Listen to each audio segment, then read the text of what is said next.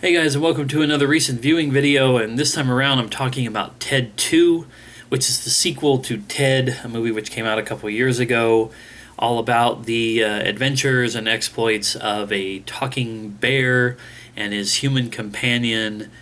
And in the sequel, he has basically moved forward in his life. He's getting married, he wants to have kids, and he wants to comfort his friend John, or Johnny, played by Mark Wahlberg, who is very, very upset because his marriage to the character in Ted that was played by Mila Kunis and him have split up.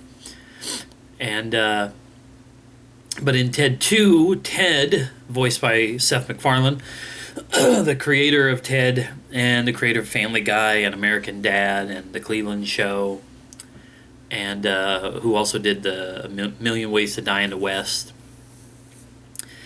He wants to get married, and he does, and he wants to have kids, but of course he's a teddy bear, he doesn't have the anatomy for it.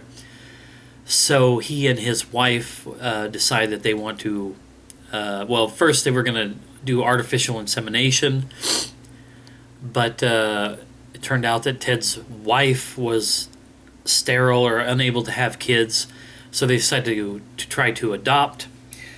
And because of the marriage and the attempt at the insemination and applying for adoption, Ted suddenly gets noticed by the system, and the state government and the government itself says, Ted, you're not a person. You're not a human being. You cannot be married. You cannot adopt. You cannot do any of this stuff. You are property. And in this movie, then, it's like, it's kind of weird how the predominant plot of the movie becomes sort of a court drama about proving that Ted really is a human being, or at least, not as necessarily as a human, but as a person, as a sentient being who deserves to have basic human rights like anybody else. And there's like a secondary plot, which is this janitor at Hasbro who wants to convince his boss there, because they were the original creators of the teddy bear line that Ted came from. He wants to convince him that if Ted is legally declared just a piece of property, that they could take him and dissect him and try to figure out what caused him to come to life and recreate that in the bears that they have, so that every kid in the world can have their own talking Ted bear. And I thought that while both of them, and of course the whole entire movie is just, it's just goofy, corny shit, it was still funny, but I liked the court case stuff a lot better than I liked that subplot, especially because the janitor was played by Giovanni Ribisi, who I believe is a decent actor, but so many of the roles that he's in, he's such an over-the-top character that I just, even in a movie like Ted or Ted 2, I can't take him seriously one bit. It dragged the movie down for me at times. Otherwise, it was pretty good. It's typical Seth MacFarlane. It's full of non sequitur humor. It's full of inappropriate moments, and I don't mean like offensive inappropriate or whatever. Just like in the course of a tense scene, the dialogue or the jokes stretch out longer than they should, and it's part of the joke. But overall, I liked the movie, and I thought it was funny. I wouldn't say it was as good as the first one, but it was, I don't know, like it left me wanting for more in some ways. But like I said, the whole movie itself is just dumb.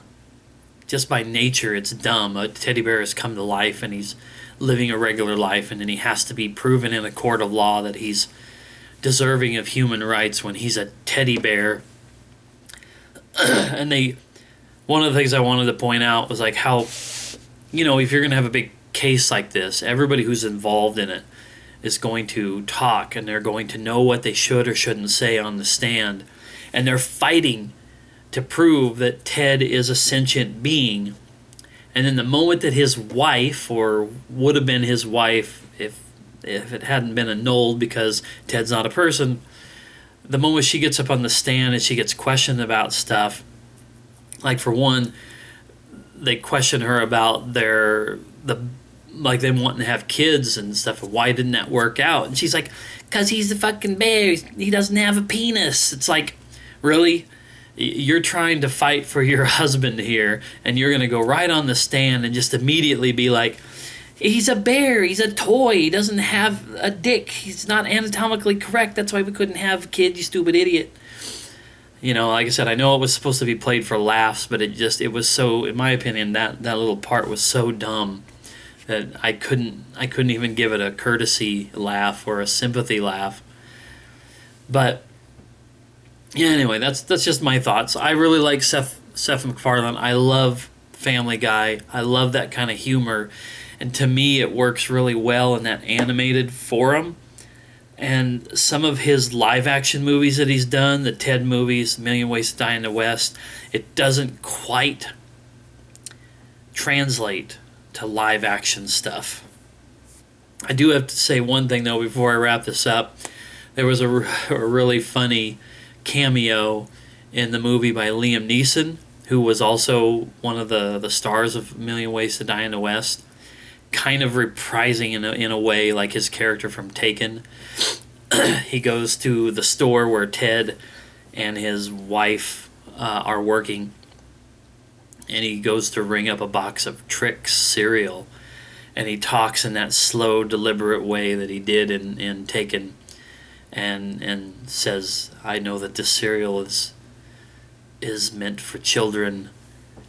It says right on the box that Trix are for kids, but if I buy this box of cereal," I don't know, I don't remember exactly what he said, but he just basically asked Ted, he's like, "It's going to be all right if I buy this cereal. You're not going to send somebody for me," yada, yada, yada. And then at the very end of the movie, I was actually out of the room doing dishes, but I knew something was happening, so I ran back into the room, and there he was, looking all bloodied and beat up like he'd been through, a bunch of shit from one of his movies.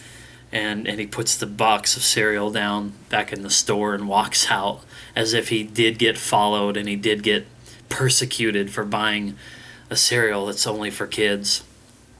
That was kind of funny. That was one of those like random non sequitur kind of gags that I did like.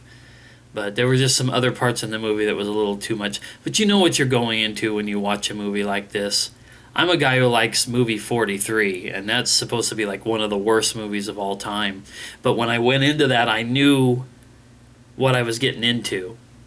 And when you go in and you watch a movie like Ted or Ted 2, you know what you're getting into. So maybe my complaints are not really valid. They just, a couple times, the dumb, off-the-wall jokes struck a wrong chord for me, and then a whole lot of times they struck, the right chords. So anyway, that's my thoughts. Ted 2, it's decent enough. First one's probably a little better, and that's it. So thanks for watching. I'll see you next time.